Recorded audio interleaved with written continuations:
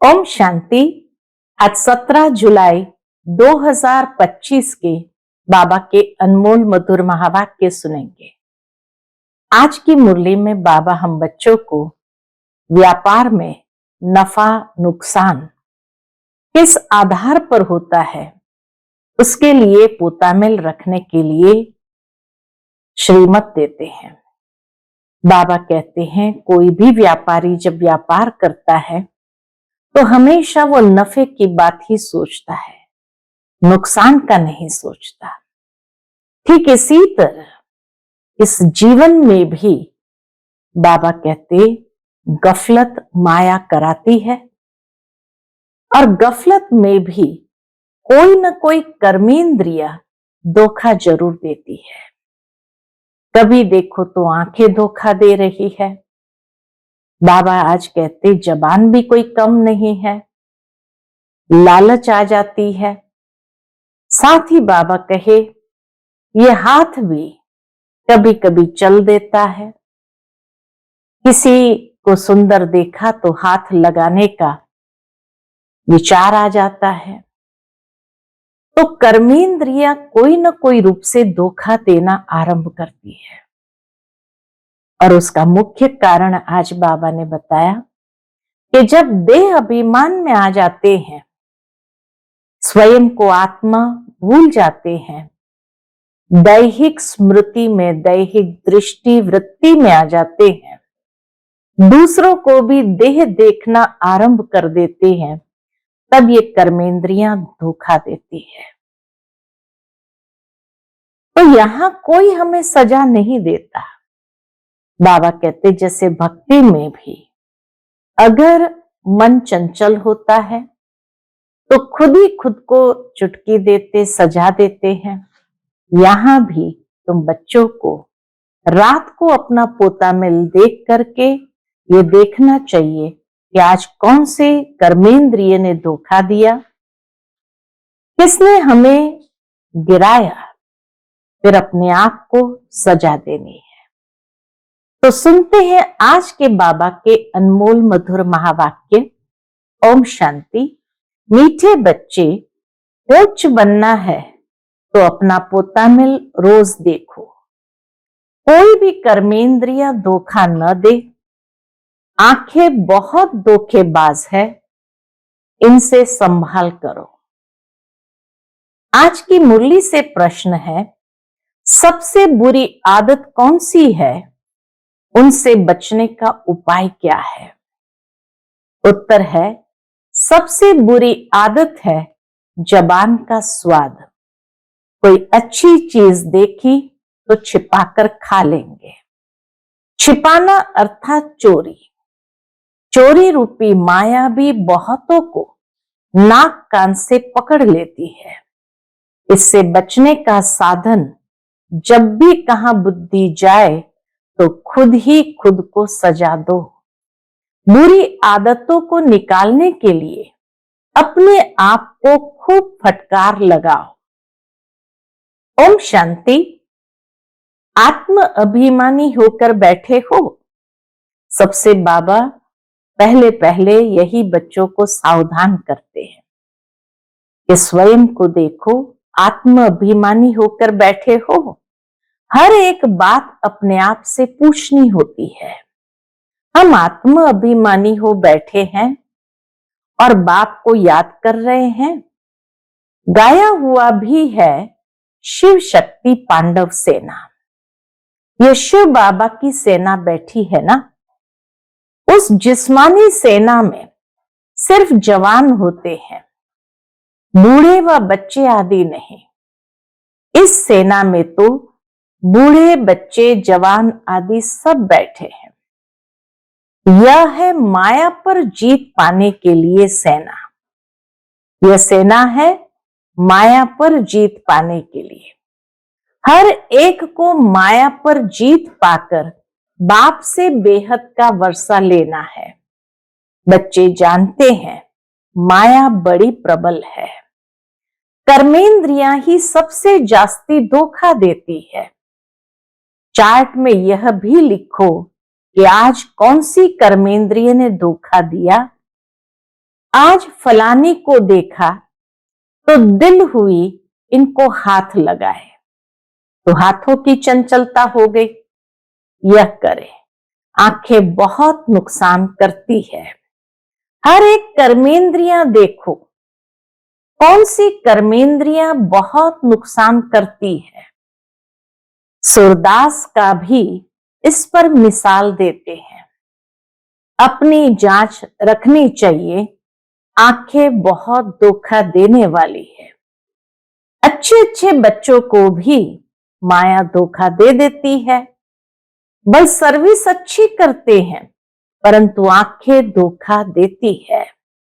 इस पर बड़ी जांच रखनी होती है, क्योंकि दुश्मन है ना। बाबा कहते माया दुश्मन है ना, हमारे पद को भ्रष्ट कर देती है। जो सेंसिबल बच्चे हैं उन्हों को अच्छी रीति नोट करना चाहिए। डायरी पॉकेट में पड़ी हो। जैसे भक्ति मार्ग में बुद्धि और तरफ भागती है तो अपने को चुटकी काटते हैं। तुमको भी सजा देनी चाहिए, खुद ही खुद को सजा देनी चाहिए। बड़ी खबरदारी रखनी चाहिए। कर्मेंद्रियां धोखा तो नहीं देती, किनारा कर लेना चाहिए। खड़ा होकर देखना भी नहीं चाहिए। अगर कर्मेंद्रियां धोखा देने लगे तो बाबा कहे उस स्थान से दूर हो जाओ। स्त्री पुरुष का ही बहुत हंगामा है। देखने से काम विकार की दृष्टि जाती है। इसलिए सन्यासी लोग आंखें बंद करके बैठते हैं। कोई कोई सन्यासी तो स्त्री को पीठ देकर बैठते हैं।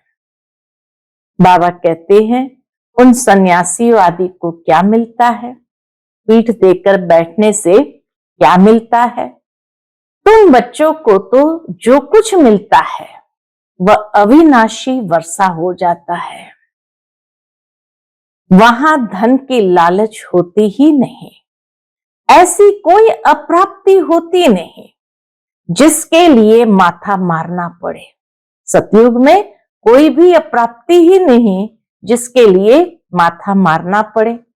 कलयुग अंत और सतयुग आदि में रात दिन का फर्क है। वहां तो अपार सुख होता है, यहां कुछ भी नहीं। बाबा हमेशा कहते हैं संगम अक्षर के साथ पुरुषोत्तम अक्षर जरूर लिखो। साफ साफ अक्षर बोलने चाहिए, समझाने में सहज होता है। ये संगम पुरुषोत्तम संगम युग है, तो बाबा कहे समझाने में भी सहज होता है। मनुष्य से देवता किए करत न लागी बार, तो जरूर संगम पर ही आएगा ना देवता बनाने, नरकवासी को स्वर्गवासी बनाने। मनुष्य तो घोर अंधियारे में है। स्वर्ग क्या होता है पता ही नहीं, और धर्म वाले तो स्वर्ग को देख भी नहीं सकते। इसलिए बाबा कहते हैं तुम्हारा धर्म बहुत सुख देने वाला है। स्वर्ग का सुख देखने के लिए देने वाला है। उनको कहते ही है हेवन, परंतु यह थोड़ी समझते हैं कि हम भी हेवन में जा सकते हैं। हेवन का वर्णन करते हैं, लेकिन अंदर में ये नहीं समझते कि हम भी जा सकते हैं। इसको भी पता नहीं है। भारतवासी ये भूल गए हैं, हेवन को लाखों वर्ष कह देते हैं। क्रिश्चियन लोग खुद कहते हैं 3000 वर्ष पहले हेवन था। लक्ष्मी नारायण को कहते ही है गॉड गॉडेस। जरूर गॉड ही गॉड गॉडेस बनाएंगे। परमात्मा ही आकर के देवी देवता बनाएंगे। तो मेहनत करनी चाहिए। क्या मेहनत है? रोज अपना पोता मिल देखना चाहिए। कौन सी कर्मेंद्रिय ने धोखा दिया? जबान भी कोई कम नहीं। आंखों के ऊपर तो बताया, हाथ के ऊपर बताया, अब बाबा कहे जबान भी कोई कम नहीं। कोई अच्छी चीज देखी तो छिपाकर खा लेंगे। समझते थोड़ी है कि यह भी पाप है, चोरी हुई ना। सो भी शिव बाबा के यज्ञ से चोरी करना बहुत खराब है। तख का चोर सो लख का चोर कहा जाता है। बहुतों को माया नाक से पकड़ती रहती है। ये सब बुरी आदतें निकालनी है। अपने पर फटकार डालनी चाहिए। खुद ही खुद पर फटकार डालनी चाहिए। जब तक बुरी आदतें हैं तब तक ऊंच पद पा नहीं सकेंगे। स्वर्ग में जाना तो बड़ी बात नहीं है, परंतु कहां राजा रानी, कहां प्रजा। स्वर्ग में जाना बड़ी बात नहीं, मुख्य बात है पद की प्राप्ति। तो बाप कहते हैं कर्मेंद्रियों की बड़ी जांच करनी चाहिए। कौन सी कर्मेंद्रियां धोखा देती है, पोतामिल निकालना चाहिए। व्यापार है ना, बाप समझाते हैं मेरे से व्यापार करना है, उच्च पद पाना है तो श्रीमत पर चलो। बाप डायरेक्शन देंगे, उसमें भी माया विघ्न डालेगी, करने नहीं देंगी। बाप कहते हैं ये भूलो मत, गफलत करने से फिर बहुत पछताएंगे, कभी ऊंच पद नहीं पाएंगे। अभी तो खुशी से कहते हैं हम नर से नारायण बनेंगे, परंतु अपने से पूछते रहो कहां कर्मेंद्रियां धोखा तो नहीं देती है।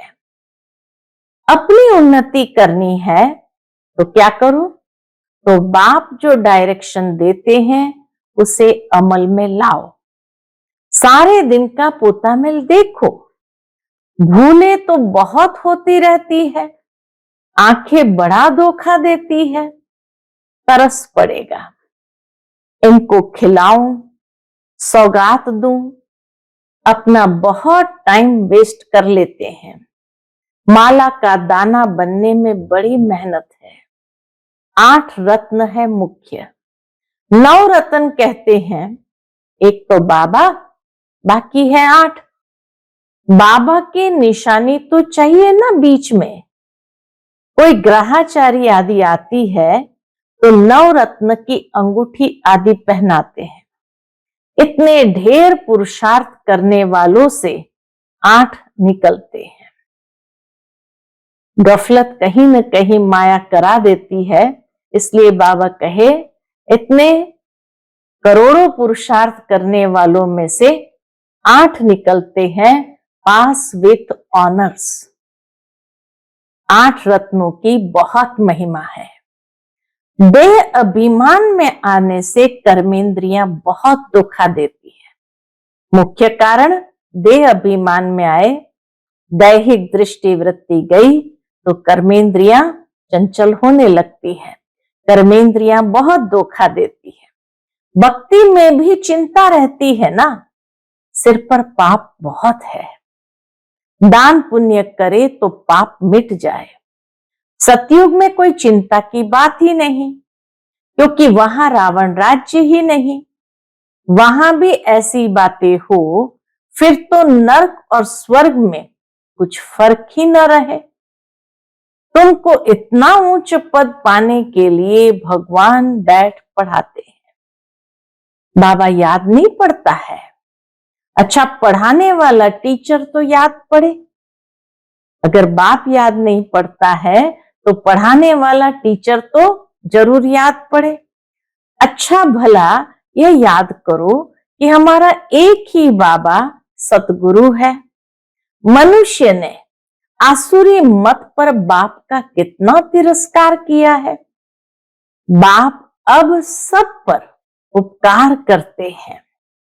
तुम बच्चों को भी उपकार करना चाहिए, किसी पर भी अपकार नहीं, कुदृष्टि भी नहीं। अपना ही नुकसान करते हैं। अगर कोई कुदृष्टि रखी तो अपना ही नुकसान करते हैं। वह वाइब्रेशन फिर दूसरों पर भी असर करता है। बाप कहते हैं बहुत बड़ी मंजिल है। रोज अपना पोता मिल देखो, कोई विकर्म तो नहीं बनाया। यह है ही विकर्मी दुनिया। विकर्मी संवत, विक्रमाजीत देवताओं के संवत का कोई को भी पता नहीं। बाप समझाते हैं विक्रमाजीत संवत को 5000 वर्ष हुए, फिर बाद में विक्रम संवत शुरू होता है। विक्रमाजीत संवत को 5000 वर्ष हुए, फिर बाद में विक्रम संवत शुरू होता है। राजाएं भी विक्रम ही करते रहते हैं। तब बाप कहते हैं कर्म अकर्म विकर्म की गति मैं तुमको समझाता हूं। रावण राज्य में तुम्हारे कर्म विकर्म बन जाते हैं। सतयुग में कर्म अकर्म होते हैं, विकर्म बनता नहीं। वहां विकार का नाम ही नहीं जो विकर्म हो। यह ज्ञान का तीसरा नेत्र अभी तुमको मिलता है। अभी तुम बच्चे बाप के द्वारा त्रिनेत्री त्रिकालदर्शी बने हो। मनुष्य कोई बना न सके, तुमको बनाने वाला है बाप। पहले जब आस्तिक हो तब त्रिनेत्री त्रिकालदर्शी बने। पहले तो आस्तिक बनना पड़े, आस्तिक बनने से ही त्रिनेत्री तीसरा नेत्र संपूर्ण खुलने लगता और त्रिकालदर्शी बने। सारा ड्रामा का राज बुद्धि में है। मूल वतन, सूक्ष्म वतन, 84 का चक्र सब बुद्धि में है। फिर पीछे और धर्म आते हैं, वृद्धि को पाते रहते हैं। उन धर्म स्थापकों को गुरु नहीं कहेंगे, क्योंकि उनके पिछाड़ी सब धर्म की आत्माएं नीचे आती है। सर्व की सदगति करने वाला सतगुरु एक ही है। बाकी वह कोई सदगति करने थोड़ी आते हैं, वह धर्म स्थापक है। क्राइस्ट को याद करने से सदगति थोड़ी होगी, विकर्म विनाश थोड़ी होंगे। क्राइस्ट को याद करने से न कोई सदगति होती है और न ही विकर्म विनाश होंगे, कुछ भी नहीं। उन सबको भक्ति की लाइन में कहा जाएगा। ज्ञान की लाइन में सिर्फ तुम हो, तुम पंडे हो। सबको शांति धाम सुखधाम का रास्ता बताते हो। बाप भी लिबरेटर गाइड है। उस बाप को याद करने से ही विकर्म विनाश होंगे। अभी तुम बच्चे अपने विकर्म विनाश करने का पुरुषार्थ कर रहे हो, तो तुम्हें ध्यान रखना है कि एक तरफ है पुरुषार्थ। बाबा कहते अभी तुम बच्चे अपने विकर्म विनाश करने का पुरुषार्थ कर रहे हो, तो तुम्हें ध्यान रखना है। इस बात का ध्यान रखना है कि एक तरफ पुरुषार्थ, दूसरी तरफ विकर्म न होता रहे, ये ध्यान रखना है। पुरुषार्थ के साथ साथ विकर्म भी किया तो 100 गुना हो जाएगा। जितना हो सके उतना विकर्म न करो, नहीं तो एडिशन भी होगी, नाम भी बदनाम करेंगे। जबकि जानते हो भगवान हमको पढ़ाते हैं, तो फिर कोई विकर्म नहीं करना चाहिए। छोटी चोरी या बड़ी चोरी पाप तो हो जाता है ना। ये आंखें बड़ा धोखा देती है। बाप बच्चों की चलन से समझ जाते हैं।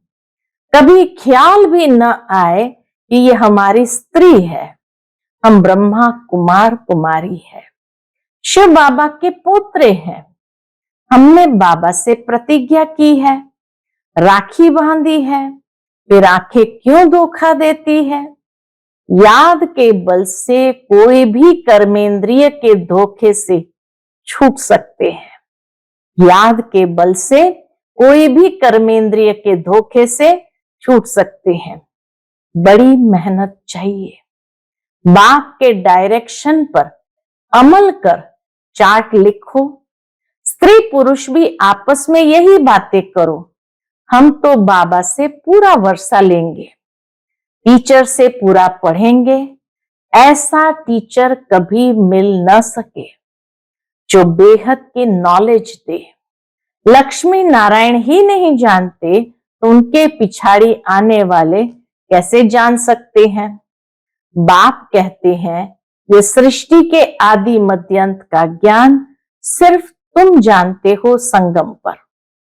बाबा बहुत समझाते हैं, यह करो, ऐसे करो, फिर यहां से उठे तो खलास।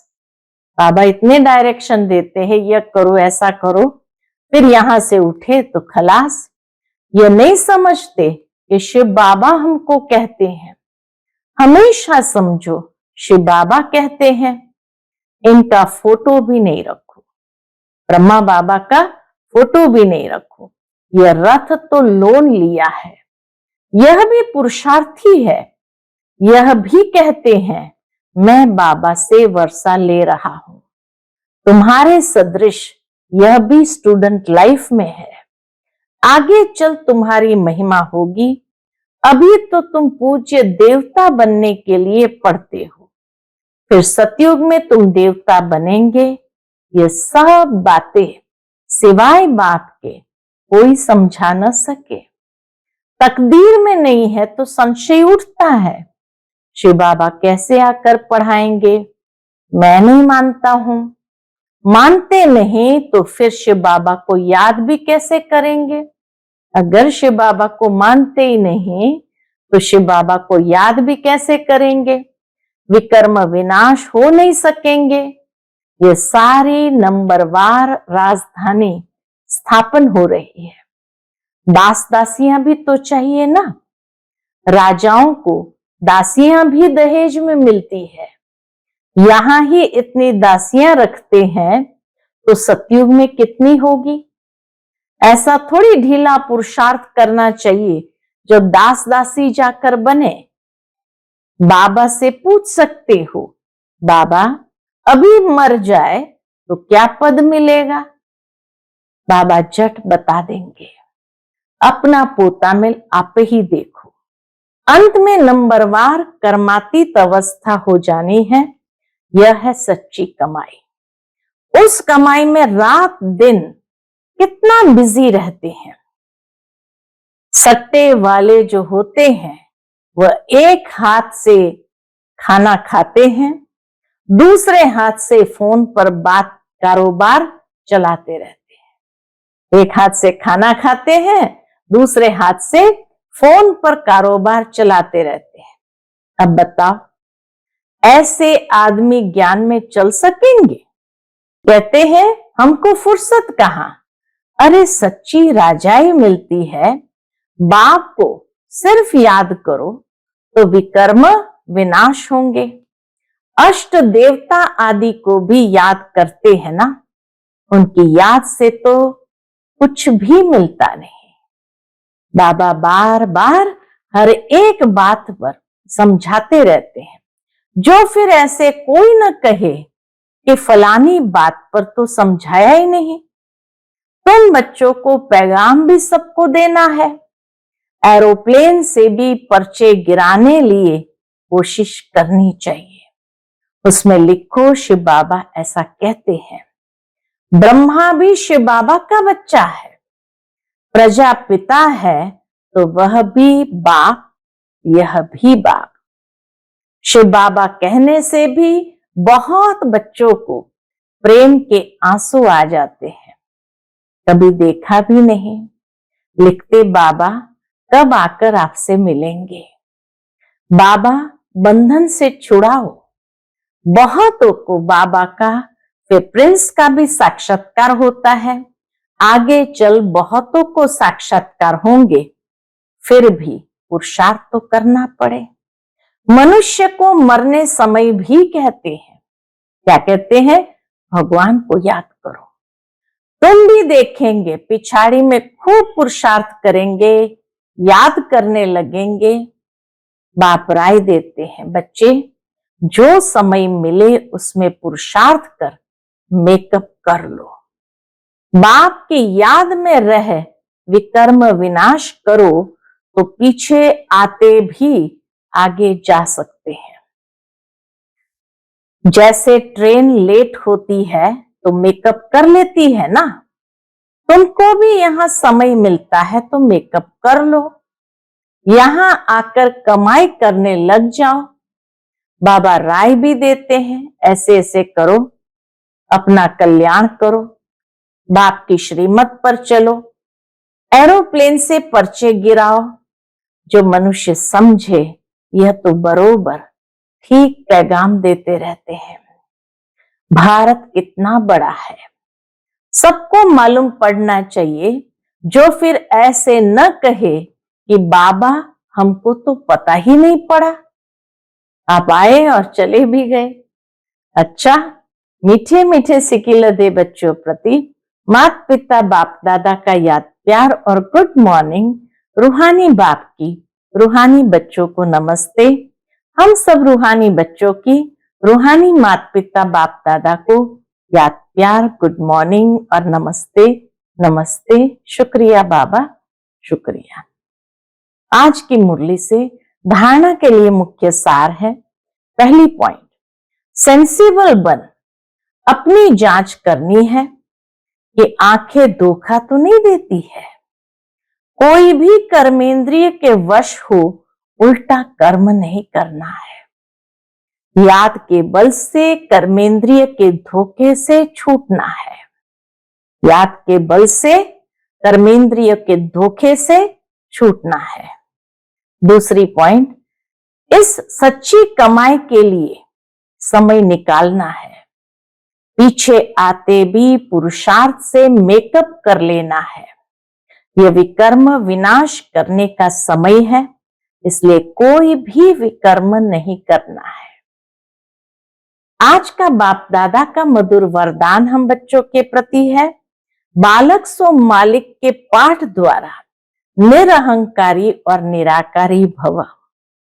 बालक सो मालिक के पाठ द्वारा निरहंकारी और निराकारी भव। बालक बनना अर्थात हद के जीवन का परिवर्तन होना। कोई कितने भी बड़े देश का मालिक हो, धन व परिवार का मालिक हो, लेकिन बाप के आगे सब बालक है। तुम ब्राह्मण बच्चे भी बालक बनते हो तो बेफिक्र बादशाह, और भविष्य में भी विश्व के मालिक बनते हो। बालक सो मालिक हूं, यह स्मृति सदा निरहंकारी निराकारी स्थिति का अनुभव कराती है। बालक अर्थात बच्चा बनना माना माया से बच जाना। आज का स्लोगन है, प्रसन्नता ही ब्राह्मण जीवन की पर्सनालिटी है, तो सदा प्रसन्न चित्त रहो। प्रसन्नता ही ब्राह्मण जीवन की पर्सनालिटी है, तो सदा प्रसन्न चित्त रहो। आज का अव्यक्त इशारा, संकल्पों की शक्ति जमा कर श्रेष्ठ सेवा के निमित्त बनो। जो कार्य आज के अनेक पदमपति नहीं कर सकते हैं, वह आपका एक संकल्प आत्मा को पदमपति बना सकता है। इसलिए श्रेष्ठ संकल्प की शक्ति जमा करो। श्रेष्ठ संकल्प की शक्ति को ऐसा स्वच्छ बनाओ जो जरा भी व्यर्थ की अस्वच्छता भी न हो, तब ये शक्ति कमाल के कार्य करेगी। जरा भी अस्वच्छता न हो संकल्पों में। अच्छा, ओम शांति।